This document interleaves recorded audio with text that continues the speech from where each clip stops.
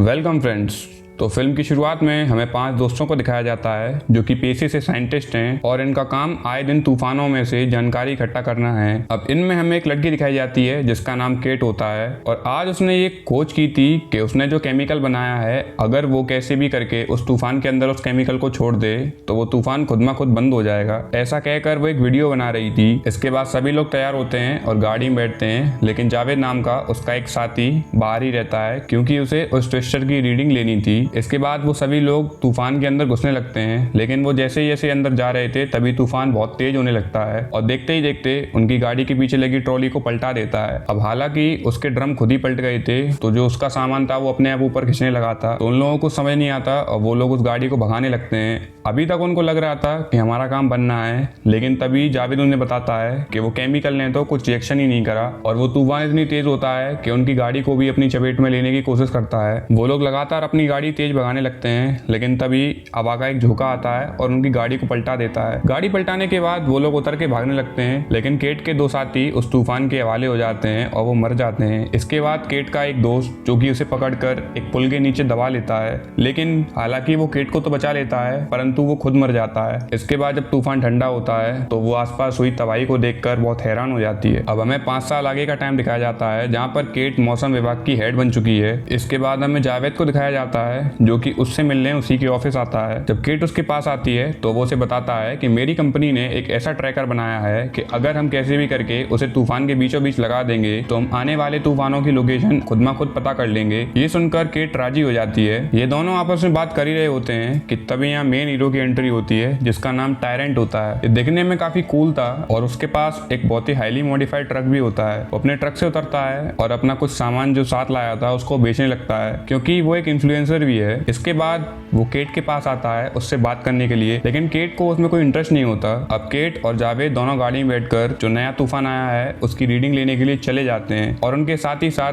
Tyrant भी अपने साथियों के संग आगे बढ़ने लगता है। जब वे सभी लोग एक सीट में जा रहे थे तभी टायरेंट अपनी गाड़ी लेकर बीच में घुस जाता है, जिस वजह से जावेद अपनी गाड़ी का कंट्रोल खो देता है और सीधे उस तूफान की ओर घुसने लगता है। हालांकि वो अपनी टीम से अलग हो गया था, लेकिन अब वो उस तूफान के बीचों बीच आ गया है। अब जावेद तो उतरकर वहां पे अपना सारा सामान सेट करने लगता है, लेकिन केट उस तूफान को देखकर बहुत डरने लगती है क्योंकि उसे अपना पास्ट याद आ जाता है। वो जावेद से जिद करती है कि यहाँ से चलो, तो जावेद उसकी बात सुनता है और अपनी गाड़ी स्टार्ट करके निकलने लगता है। वो जैसे ही उस तूफान को पार करते हैं तभी उन्हें टायरेंट की गाड़ी दिखती है जो उनका मजाक उड़ाते हुए आगे बढ़ जाती है। टायरेंट की गाड़ी हाईली मॉडिफाइड थी, इसीलिए वो खुद की गाड़ी को अपने आप स्टेबलाइज कर लेता है और वहां पर रीडिंग लेकर बहुत अच्छे से अपना काम करके वापस आ जाता है। उसका ऐसा काम देखकर वो लोग भी दंग रह जाते हैं। अब रात में जब वो सभी लोग एक होटल में रुकते हैं तो वहां पर टायरेंट के लोग भी रुकते हैं। जब केट उसके साथियों से बात करती है तब उसे पता पड़ता है कि जो टायरेंट है वो बहुत ही ज्यादा होशियार है और उसके सारे टीम के मेंबर बहुत ज्यादा ही एडवांस हैं। अब सुबह होती है और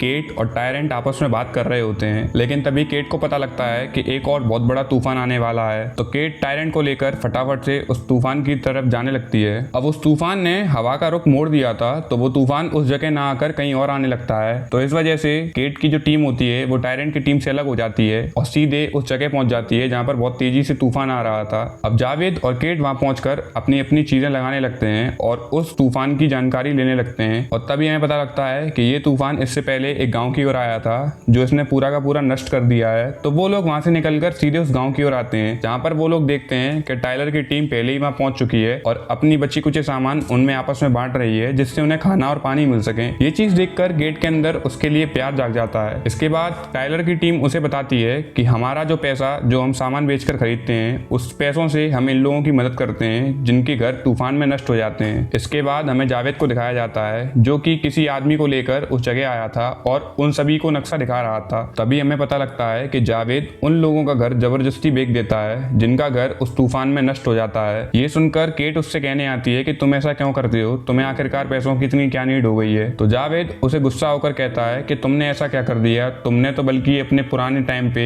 मेरे 3 साथियों को खो दिया है। ये सुनकर उसे अपने पास की बातें याद आने लगती हैं और वो परेशान होकर वहां से निकल जाती है। हालांकि जावेद उससे सॉरी बोलता है, लेकिन वो उसकी बात नहीं सुनती। अब ये सारी बातें करने के बाद केट काफी दुखी हो गई थी, तो टाइलर उसके पास खाना लेकर आता है और उसे रात को बुल का मैच दिखाने के लिए ले जाता है। जब वो लोग मैच देख ही रहे होते हैं तभी वहां पर तूफान आ जाता है और ये तूफान इतना भयंकर होता है कि उस पूरे के पूरे स्टेडियम को ही उड़ाने लगता है। अब हालांकि जब स्टेडियम उड़ने लगता है तो टाइलर और केट आपस में सभी लोगों को बचाने के लिए भागने लगते हैं, लेकिन तूफान इतनी तेज था कि जो लोग भाग रहे थे वो उनको अपनी चपेट में ले जा रहा था। वो दोनों लोग बहुत कोशिश करते हैं कि सभी लोगों को बचा लिया जाए, लेकिन आखिर में काफी सारे लोग मारे जाते हैं। अब इसके बाद जब वो तूफान ठंडा होता है तो वापस से जावे आता है और अपने उसी साथी को लेकर आता है और वापस से उसको सभी घर दिखाने लगता है। इस बार केट उसे दोबारा सुनाती है। अब केट इतनी सारी मौतों को देखकर बहुत ज्यादा परेशान हो जाती है, तो वो पास ही में बने अपने घर में आ जाती है जहाँ पर वो पिछले 5 सालों से नहीं आई थी। इसके बाद उसका पीछा करते करते टाइलर भी वहाँ आ जाता है। वो लोग आपस में बात कर ही रहे होते हैं कि तभी टाइलर की नज़र उसके पुराने प्रोजेक्ट पे पड़ जाती है जो उसने पहले बनाया था, यानी कि अगर केमिकल हम साइक्लोन के ऊपर फेंक दें तो साइक्लोन खुद में खुद खत्म हो जाएगा। टाइलर उससे इस बारे में बात करता है कि क्यों ना तुम इस प्रोजेक्ट को दोबारा बनाओ और मैं तुम्हारी इसमें मदद करूंगा, लेकिन केट पहले तो इस चीज में राजी नहीं होती और बल्कि उसी पे गुस्सा होती है और उसे घर से बाहर निकाल देती है। लेकिन जब टाइलर वहां से जा